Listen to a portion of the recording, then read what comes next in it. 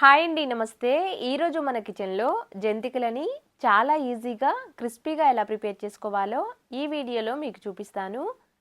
ఇక్కడ మనం ఈ జంతికలని మినప్పప్పు కానీ అలా అని శనగపిండి కానీ వాడకుండా చాలా ఈజీగా క్రిస్పీగా ఎలా తయారు చేయాలో ఈ వీడియోలో మీకు చూపిస్తాను. మీకు వీడియోలో చూస్తే అర్థమవుతుంది కదా ఎంత బాగా వచ్చాయో. చేసే ప్రతి జంతిక కూడా చాలా క్రిస్పీగా ఉంటుందండి. ఇలా ప్రిపేర్ చేసిన జంతికలు 15 నుంచి 20 రోజుల పాటు స్టోర్ చేసుకొని హ్యాపీగా తినేయచ్చు. ముందుగా ఈ జంతికలు ప్రిపేర్ చేయడం కోసం మిక్సీ జార్లోకి 1 కప్పు వరకు పుట్నాల పప్పును తీసుకున్నాను. ఈ పుట్నాల పప్పుని వీలైనంత మెత్తగా పొడి పట్టి పక్కన పెట్టేసేయాలి. నెక్స్ట్ ఇప్పుడు ఒక గిన్నెలోకి పొడి బియ్య పిండిని తీసుకుంటున్నాను. మనం ఏ కప్పుతో అయితే పుట్నాల పప్పు తీసుకున్నామో అదే కప్పుతో 4 కప్పుల వరకు పొడి బియ్య పిండి తీసుకొని ఇలా జల్లించుకోవాలి. జంతికలు ఎప్పుడు ప్రిపేర్ చేసినా కానీ పర్ఫెక్ట్గా రావాలి అంటే పొడి బియ్యం పిండి కొలిచిన కప్పుతోనే పుట్నాల పప్పుని కొలిచి తీసుకోవాలి. 4 కప్పుల పొడి బియ్యం పిండికి 1 కప్పు వరకు పుట్నాల పప్పు తీసుకుంటే చాలా రుచిగా వస్తాయండి. అన్నీ కూడా క్రిస్పీగా ఉంటాయి.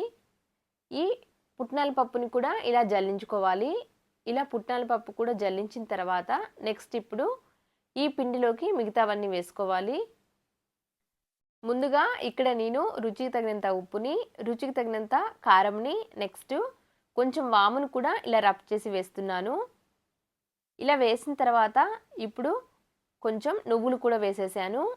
వీటన్నిటిని ముందుగా ఇలా కలుపుకోవాలి. పిండిలో కలిసే విధంగా అన్నిటినీ కూడా ఇలా చక్కగా కలిపిన తర్వాత నెక్స్ట్ ఇప్పుడు నూనెని బాగా వేడి చేసి ఒక 4 స్పూన్ల వరకు నూనె వేస్తున్నాను. 3-4 స్పూన్ల వేడి నూనె అయితే సరిపోతుందండి. ఇలా నూనె బాగా వేడి చేసి పిండిలో వేసి కలపడం వల్ల జంతికలలో గుల్లతనం వస్తుంది. ప్రిపేర్ అయ్యాక క్రిస్పీగా ఉంటాయి. ఇలా కలిపిన తర్వాత నీళ్ళని బాగా వేడి చేసి ఆ వేడి నీళ్ళు కూడా వేసి కలుపుకోవాలి. నీళ్ళు కూడా మొత్తం ఒకేసారి వేయొద్దు. కొంచెం కొంచెం నీళ్లు వేసి పిండిని కాస్త తడిపుడిగా కలుపుకోవాలి. వేడి నీళ్ళు పోస్తాం కాబట్టి పొరపాటున లూజ్ అయితే కష్టం అవుతుంది. ఇలా పిండి తడిపొడిగా కలిపి అదిమి మూత పెట్టి పక్కన పెట్టుకోవాలి. ఇలా వేడి నీళ్ళు వేసి పిండి కలుపుకున్నాము అంటే ఈ జంతికలు చాలా క్రిస్పీగా వస్తాయండి. ఇలా పిండిని ఒక 10 నిమిషాలు పక్కన పెట్టిన తర్వాత ఇప్పుడు చేత్తో కలుపుకోవాలి. ఇలా చేత్తో కలుపుకునేటప్పుడు మిగతా ఉన్న నీళ్లు కాస్త గోరువెచ్చగా అవుతాయి కదా, ఆ నీళ్ళని ఇలా డైరెక్ట్గా వేసి చేత్తో కలుపుకోవచ్చు. ఇలా వేసేసి వీడియోలో చూపిస్తున్న విధంగా పిండి కలుపుకోవాలి. ఈ పిండిని మరీ లూజ్గా కానీ అలా అని గట్టిగా కానీ కలుపుకోకూడదు. ఇక్కడ వీడియోలో చూపిస్తున్న విధంగా ఇలా కలుపుకోవాలి. పిండి కలుపుకునేటప్పుడే స్టవ్ మీద నూనె పెట్టాము అంటే ఈలోపు నూనె కూడా బాగా వేడై ఉంటుంది. నూనె బాగా వేడైన తర్వాత మాత్రమే ఈ జంతికలు వేసి డీప్ ఫ్రై చేయాలి. అప్పుడే జంతికలు గుల్లగా చాలా క్రిస్పీగా వస్తాయి. కావలసినంత పిండిని పక్కకు తీసేసి మిగతా పిండి ఆరిపోకుండా మూత పెట్టి పక్కన పెట్టేసేయాలి.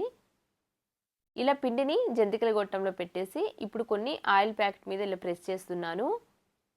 ఇలా జంతికలు చేసేటప్పుడు పిండి గట్టిగా అనిపించి ఇలా ప్రెస్ చేయడానికి కష్టం అనుకుంటే కొంచెం నీళ్లు చల్లి పిండిని మళ్ళీ కలుపుకోవచ్చండి. ఆయిల్ ప్యాకెట్ మీద వేసాను కదా, మళ్ళీ ఇప్పుడు ఒక గరిటె మీద కూడా వేసి చూపిస్తున్నాను. ఎలా వీలైతే అలా వేసి డీప్ ఫ్రై చేసుకోవచ్చు. ఇలా నూనె వేడి అవ్వడానికి ముందుగానే ఒక 4-5 వరకు ప్రిపేర్ చేసి పెట్టుకున్నాము అంటే నూనెలో వేసి డీప్ ఫ్రై చేయడానికి ఈజీ అవుతుందండి. మీకు ఎలా వీలైతే అలా చేసుకోవచ్చు. ఒకవేళ ఇలా చిన్న చిన్నగా మురుకులాగా కాకుండా పెద్ద చక్రాలు చేసుకోవాలనుకున్నా కానీ నూనెలో డైరెక్ట్గా వేసైనా ప్రిపేర్ చేసుకోవచ్చు. ఇక్కడ నేను ముందుగా ఒక 4 వరకు వేసేసి నిదానంగా డీప్ ఫ్రై చేస్తున్నాను. నూనె వేడైన తర్వాత మీడియం ఫ్లేమ్లో పెట్టి వీటిని వేసేసి మీడియం ఫ్లేమ్లోనే 2 వైపులా కూడా కాస్త కలర్ చేంజ్ అయ్యే వరకు చక్కగా డీప్ ఫ్రై చేసేసి పక్కకు తీసేయాలి. ఇలా నూనెలోని నురుగ పూర్తిగా తగ్గిపోయింది అంటే ఇవి ఫ్రై అయినట్లే. ఇప్పుడు వీటిని పక్కకు తీసేస్తున్నాను. కాస్త కలర్ చేంజ్ అయ్యి నూనెలోని నురుగ తగ్గిన తర్వాత పక్కకు తీసి మళ్ళీ రెండవ వాయిని వేయాలి. మొదటి వాయి డీప్ ఫ్రై చేసేటప్పుడే రెండవ వాయిని ఆయిల్ ప్యాకెట్ మీద ప్రిపేర్ చేసి ఉంచానండి.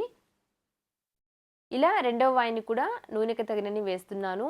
ఇప్పుడు కొంచెం ఎక్కువగానే వేశాను. ఇలా వేసేసి మీడియం ఫ్లేమ్లో పెట్టి వీటిని కూడా కాస్త కలర్ చేంజ్ అయ్యే వరకు ఫ్రై చేసేసి పక్కకు తీసేయాలి. అన్నీ కూడా ఇలానే ప్రిపేర్ చేసి ఒక ఎయిర్ టైట్ డబ్బాలో పెట్టాము అంటే 15 నుంచి 20 రోజుల పాటు చాలా రుచిగా ఉంటాయండి. ఇక్కడ చూడండి రెండవ వాయి కూడా ఇలా నూనెలోని నురుగ తగ్గే వరకు డీప్ ఫ్రై చేసేసి ఇప్పుడు వీటిని కూడా పక్కకు తీసేస్తున్నాను. చూశారు కదండి, చాలా సింపుల్గా టేస్టీగా ఉండే జంతికలు ప్రిపేర్ అయ్యాయి. ఇక్కడ మనం మినపప్పుని కానీ అలాగే శనగపిండి కానీ వాడకుండా అచ్చం ఈ పుట్నాల పప్పుతో ప్రిపేర్ చేసినా కానీ చాలా క్రిస్పీగా ఉంటాయి, టేస్టీగా ఉంటాయండి. అన్నీ కూడా తయారు చేసి ఇక్కడ నేను ఒక గిన్నెలోకి తీసుకున్నాను. ఈ ప్రాసెస్తో ప్రిపేర్ చేసుకుంటే ఈ జంతికలు చాలా టేస్టీగా ఉంటాయి. అంతే అండి. Thank you for watching.